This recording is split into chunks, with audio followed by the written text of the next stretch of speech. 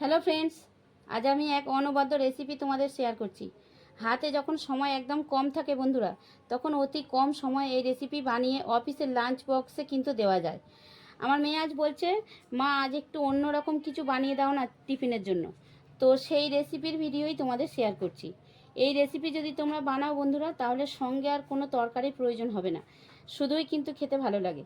এমন এক রেসিপি তোমরা চাইলে বাসমতি রাইস দিয়েও বানাতে পারবে বন্ধুরা। আমি এখানে কিন্তু বাসমতি রাইস ইউজ করিনি, আমি এখানে রেগুলার যে চাল দিয়ে ভাত রান্না করি তা দিয়েই বানিয়েছি। তো এখন চলো ভিডিওতে যাই। তো বন্ধুরা, রেসিপি ভালো লাগলে আমার চ্যানেলটা অবশ্যই সাবস্ক্রাইব করে লাইক শেয়ার করতে কিন্তু ভুলবে না। তো দেখো ফ্রেন্ডস, আমি এই টিফিন বানানোর জন্য নিয়েছি, এখানে দেখো আলু এইভাবে কেটে নিয়েছি। তো বন্ধুরা, আমি এই আলুটা কিন্তু সিদ্ধ করে নিয়েছি আগেই। এখানে আমি এক পিস আলুকে 4টে টুকরো করে নিয়েছি। আর দেখো পটলটা আমি এরকমভাবে কেটেছি। আর পটলটা আমি নিয়েছি, 2টো পটল নিয়েছি। আর নিয়েছি এখানে একটা টমেটো। আর আমি কি কি উপকরণ নিয়েছি তোমাদের সবটাই দেখিয়ে দিচ্ছি। দেখো, আমি এখানে কয়েকটা চিংড়ি মাছ নিয়েছি। চিংড়ি মাছটা আমি আগেই কেটে বেছে ধুয়ে পরিষ্কার করে লবণ আর হলুদ মাখিয়ে রেখেছি। আর আমি নিয়েছি এখানে দেখো একটু গোটা জিরে নিয়েছি, আর একটু কালো জিরে, মানে একটু সাদা জিরে একটু গোটা কালো জিরে নিয়েছি। আর নিয়েছি আমি এখানে দেখো একটু ভাতটা আমি আগে রান্না করে নিয়েছি। তো নর্মালি যেরকম ভাত করি প্রতিদিন, সেই ভাতই আমি নিয়েছি এই রান্নাটা করার জন্য।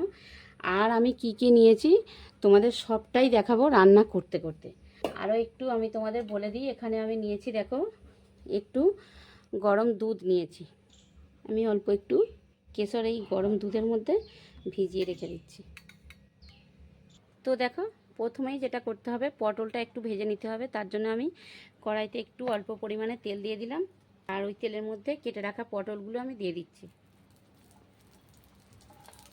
খুব ভালো করে যাতে পটলগুলো ভাজা হয়, তার জন্য আমি এইভাবে একটু ঢাকা দিয়ে দিয়ে ভাজবো। 2 মিনিট ছাড়া ছাড়া আবার ঢাকা খুলে নেড়ে চেড়ে দিয়ে আবার ঢাকা দিয়ে ভাজবো। তো আমি 2 মিনিট পরে আবারও আসছি। তো দেখো, পটলগুলো আমি ঢাকা দিয়ে দিয়ে খুব ভালো করে ভেজে নিয়েছি।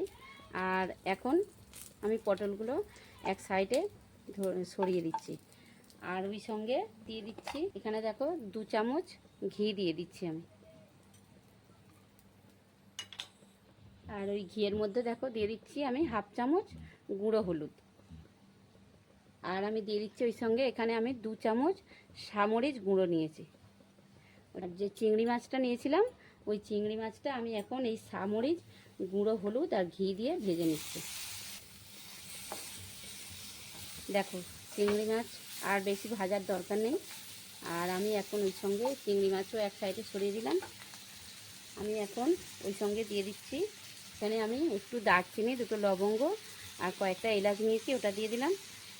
আর আমি দিয়ে দিচ্ছি দেখো একটু পেঁয়াজ আর কাঁচা লঙ্কা কুচি। পেঁয়াজটা যাতে খুব ভালো করে ভাজা হয়ে যায়, নরম হয়ে যায়, তার জন্য আমি দিয়ে দিচ্ছি স্বাদ মতো লবণ।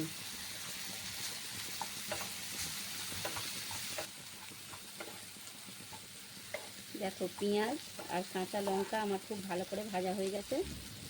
এখন আমি দিয়ে দিচ্ছি ওই সঙ্গে আমি যে টমেটোটা কেটে রেখেছিলাম, ওই টমেটোটা দিয়ে দিচ্ছি। আর আমি দিয়ে দিচ্ছি সিদ্ধ করে রাখা আলু। আর ওই সঙ্গে দিয়ে দিচ্ছি দেখো একটু গোটা জিরে আর কালো জিরে নিয়েছিলাম, ওটা দিয়ে দিলাম। আর কিছু খুব ভালো করে একসাথে নেড়ে চেড়ে নিয়ে আর আমি ওই সঙ্গে দিয়ে দিচ্ছি আমি কিছুটা কাজু কিশমিশ নিয়েছি, দিয়ে দিলাম।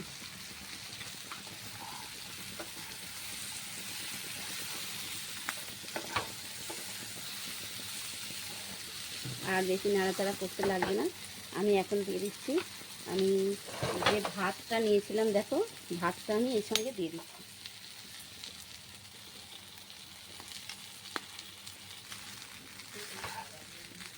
আর ভাতটা তো আমার একদমই সিদ্ধ করা আছে, মানে পুরোটাই ভাত সিদ্ধ করা আছে, আর সিদ্ধ করতে লাগবে না। তো আলুও সিদ্ধ করা আছে। আর যে মশলাগুলো আমি দিলাম, যেমন পেঁয়াজ, কাঁচা লঙ্কা আর চিংড়ি মাছ, এগুলো একটু সিদ্ধ করার জন্যে আমি যে দুধ নিয়েছিলাম, কেশর দিয়ে ভিজিয়ে রেখেছিলাম যে দুধটা, দেখো ওই দুধটা আমি এখন চামচের সাহায্যে আস্তে আস্তে এইভাবে চারিদিকে দিয়ে দিচ্ছি।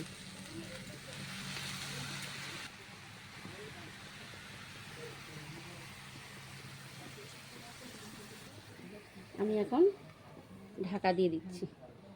আর ঢাকা দেওয়ার পরে দেখো এই ছিদ্রটা বন্ধ করার জন্য আমি এখানে একটা এলাচ ব্যবহার করব।